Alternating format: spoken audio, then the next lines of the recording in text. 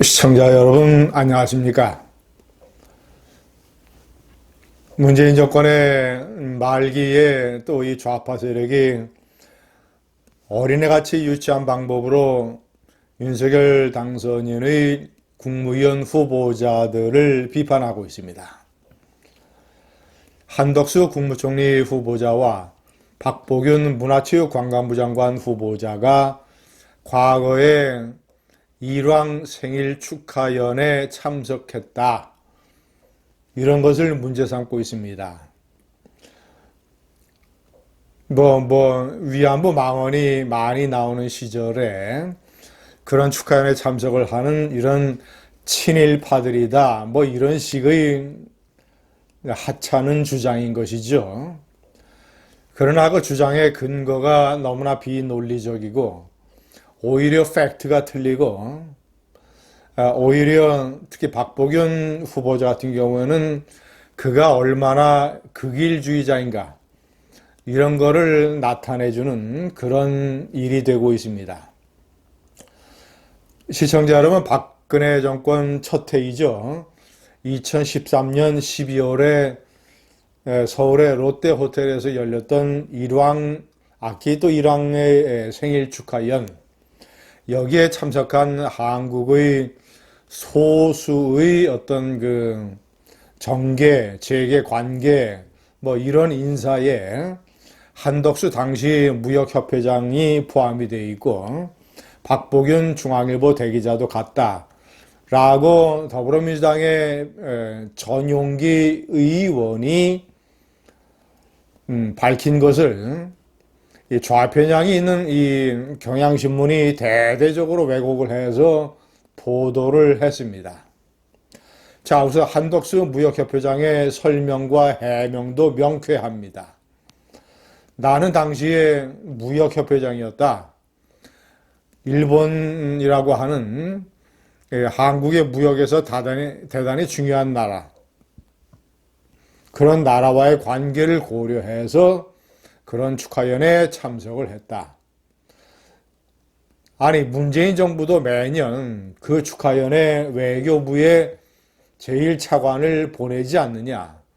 자, 그러니까 무슨 위안부 문제라든가 강제징용이라든가 역사 왜곡이라든가 이런 것을 둘러싸고 양국이 다투는 것은 다투는 것이고, 그러나 경제, 안보, 사회, 교류 이런 측면에서 대단히 중요한 이웃이기 때문에 문재인 정부도 제1차관을 보내서 나름대로 이해를 갖춘 것 아니냐. 얼마나 명쾌한 논리입니까? 박보균 후보자는 한덕수 후보자보다 훨씬 더 뚜렷한 근거를 가지고 있고, 그리고 그가 평상시에 어떤 의식을 보이고 있었는가 제가 설명을 해드리겠습니다.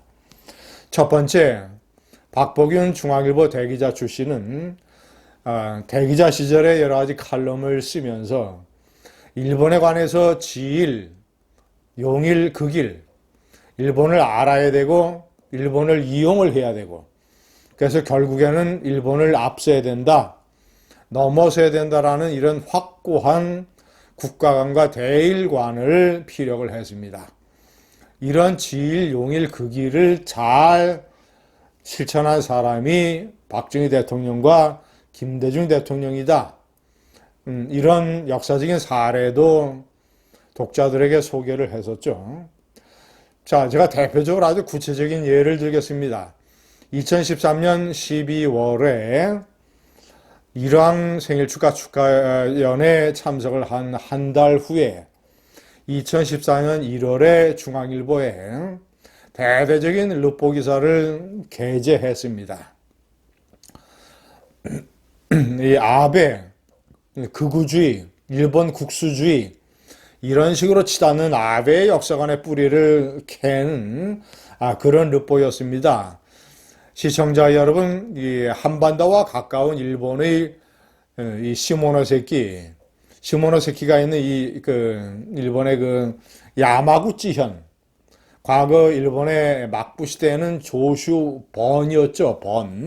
번이 지금 이제 현으로 바뀌었습니다만, 야마구치 현이라고 하는 것은 막부 시대의 말기에 메이지 유신을 전후해서 한반도를 점령을 해야 된다. 그래서 만주도 치고 대만도 점령하고 필리핀의 루손까지 점령을 해서 대동아 일본 제국을 건설해야 된다라고 하는 이른바 정한론, 한반도를 정벌해야 된다라고 하는 이런 정한론의 뿌리가 자란 곳입니다. 야마구치현. 아베의 조상들도 야마구치 출신이죠. 아베의 지역구도 야마구치현에 있고, 자, 이 야마구치현 조슈본, 야마구치현의 도읍이 하기시입니다.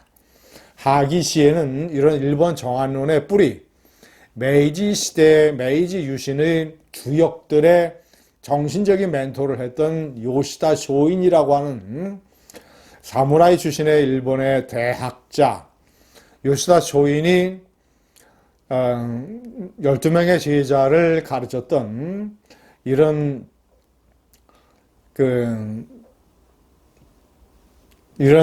이 사숙, 일종의 사숙이죠.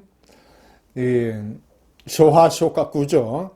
이 사숙이 있었던 하기시가 일종의 관광 상품이 되고, 그리고 또 일본에서는 이제 역사 교육의 현장이 되고 있는 곳입니다. 이 요시다 쇼인의 사숙을 방문을 해서 취재를 해서 이 12명의 제자 중에서는 대표적으로 이 시청자 여러분들이 잘 아시는 초대 총감을 했던 이토 히로부미도 들어 있습니다. 이곳을 취재를 해서 일본 정한론, 그리고 일본 어떤 그 위안부 망언 같은 것이 나오는, 그리고 극우주의, 국수주의 역사관을 가지고 있는 아베의 정신적인 어떤 뿌리가 왜 이렇게 발현이 됐는가를 아주 낱낱이 르포로 소개를 하고, 결국은 다시 박복윤 대기자가 가지고 있던 지일, 용일, 극일 이런 것을 강조를 했습니다.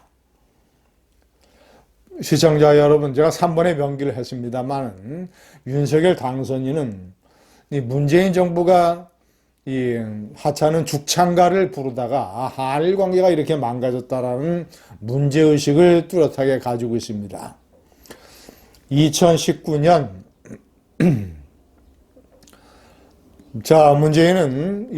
문재인은 부인 김정숙 여사와 국빈 해외 유람 방문에 정신이 팔려서 일본의 아베 정권이 치밀하게 준비하고 있던 경제 보복에 대응하지 못했습니다.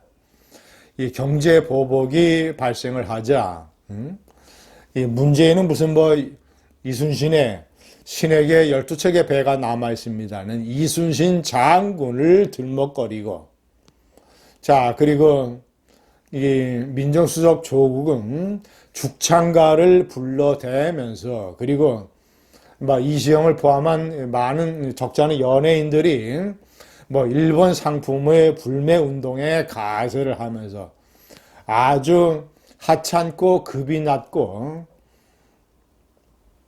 뿌리가 허약한 이런 반일 감정을 이용을 해서 이 중요한 동맹관계인 한미일 축을 흔드는 한일 관계를 훼손하는 이런 어리석은 작태를 보였습니다. 그런 죽창가가 윤석열 당선인의 국무위원 후보자, 특히 지일, 용일, 극일 정신으로 무장이 되어 있는 박복윤 대기자를 어떻게 또 박복윤 후보자에게 흠집을 내보려고 하는, 전용기 의원은 한양대학교 총학생회장 출신입니다. 이제 나이가 31살밖에 되지 않았습니다. 한일 관계의 미래를 위해서 달려가야 할, 지일, 용일, 극일을 배워야 할 이런 젊은 정치인이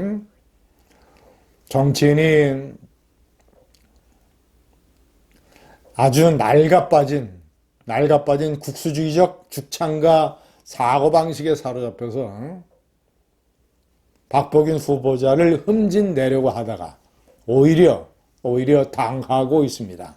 감사합니다.